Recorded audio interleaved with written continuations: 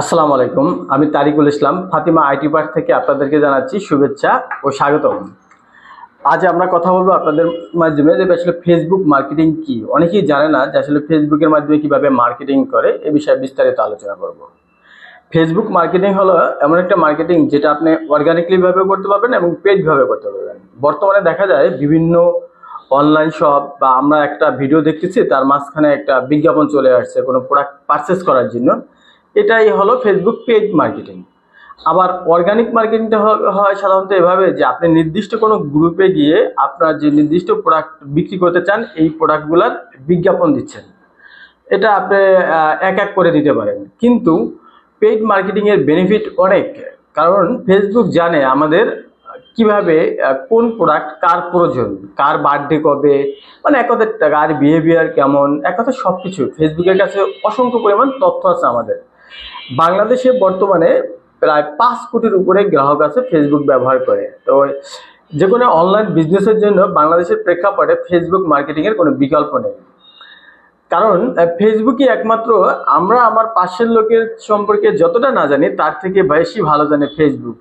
কারণ অনেকে ফেসবুকে একটা পোস্ট দিচ্ছে, তার বিহেভিয়ার কেমন, সে কোন পোস্টে লাইক দেয়, কোন জায়গাতে কমেন্ট করে, সব তথ্য ওর কাছে আছে। তাই অতএব ফেসবুক মার্কেটিং এর কোনো বিকল্প নেই।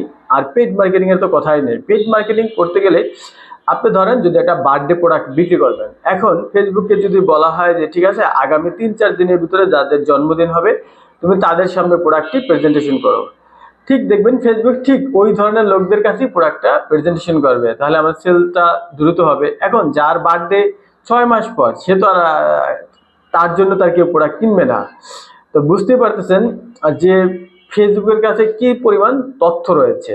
এবং আমরা আমরা যদি ধরি এটা বিক্রি করব যে প্রোডাক্টটা হলো যাদের মোটরসাইকেল আছে তাদেরকে টার্গেট করে, কিন্তু ফেসবুক জানে কাদের কাদের মোটরসাইকেল আছে, কারণ আমরা মোটরসাইকেল অনেকে পোস্ট করেছে, মোটরসাইকেল সম্পর্কে কিছু জানতে চেয়েছে, মোটরসাইকেলের কোনো গ্রুপে কেউ জয়েন্ট হয়েছে, মানে বিভিন্নভাবে ফেসবুকের কাছে তথ্য চলে যায়। তাই বলি ফেসবুক মার্কেটিং বাংলাদেশের বিজনেসের ক্ষেত্রে একটা বিশাল ইফেক্টে নিয়ে আসছে। তা আপনারা যদি এই ফেসবুক মার্কেটিং সম্পর্কে আরো বিস্তারিত জানতে চান আমাদেরকে কমেন্ট করে জানাবেন। আমি একে একে আপনাদেরকে জানাবো কিভাবে ফেসবুকে পেইড মার্কেটিং করবেন, কিভাবে অর্গানিক মার্কেটিং করবেন, কিভাবে ফেসবুকে আপনি আপনার প্রোডাক্টকে সুন্দরভাবে প্রেজেন্টেশন করবেন। মানে এক কথায় আপনি যেমন নিজস্ব একটা শপ আছে, ঠিক ঠিক সেম আবার চাইলে আপনার একটা ভার্চুয়ালি ফেসবুকে একটা শপ খুলতে পারেন। ফেসবুক ওইটাই ধরে নেন আপনার একটা দোকান, আপনি এখানে মানুষের কাছে পণ্য বিক্রি করবেন। এবং যেমন পাড়া মহল্লায় দোকান দিলে হয় কি নির্দিষ্ট গণ্ডির ভিতরে যে কাস্টমার তারাই আসে, কিন্তু যখন আপনি ফেসবুকে প্রোডাক্ট সেল করবেন, অনলাইনে প্রোডাক্ট সেল করবেন, তখন আপনার কাস্টমার হচ্ছে সমগ্র বাংলাদেশের যে কোনো জায়গার লোকের কাছে আপনি প্রোডাক্ট সেল করতে পারবেন এবং কুরিয়ারের মাধ্যমে প্রোডাক্ট পাঠাতে পারবেন।